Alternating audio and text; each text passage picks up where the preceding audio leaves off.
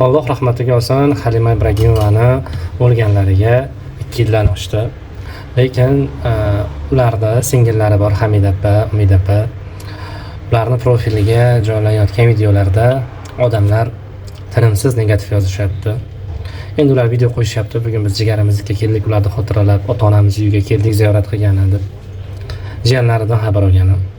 Tinimsiz odamlar hatto xohlagancha haqorat qilyaptilardi. Sizlar kuyovga kun bermas ekansizlar, bechora uylana olmaydi.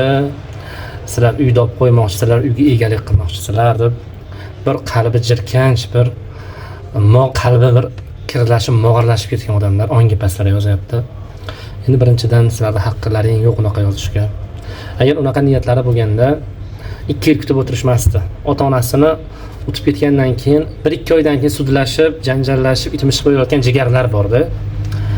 Bular faqat ziyorat qilishyapti, jiyanlarini ko'ylini olishyapti. Sizlar hech ota-onanglarni yo'qotib ko'rganmisizlar?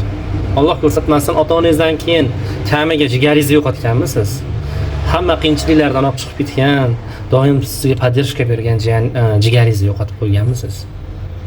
Nimaga bilmasdan turib, shu og'riqlarni his qilmasdan turib odamni haqoratlash mumkin? Yana bularda hammasini o'zining uy-joyi bor, o'zlarining bizneslari bor, uyi ham bor, puli ham bor, hamma yo'q o'ziga yetarli. Bular ham jigarini oldiga nargi dunyoda yorug' yuz bilan borishni xohlashadi. Bular endi ko'rgan yo'q pulda. Sizlar o'ylayotgan uy-joylarni endi ko'rgan yo'q. Sizlardagi bor aql ularda ham bor. Dunyoni o'tkinchiligini, hamma narsa qolib ketishini bilib turibdi hamma. Ular sizlardan ko'ra yaxshi bilishadi. Sal uyalinglar. Allohdan qo'rqinglar yozgan unaqa. O'zi jigar kuyugida yashayotgan odamga, ham yetimlarga unaqa haqoratlab, unaqa yozishga hech kim haqqi yo'q. Ya'ni ham dashmayapti.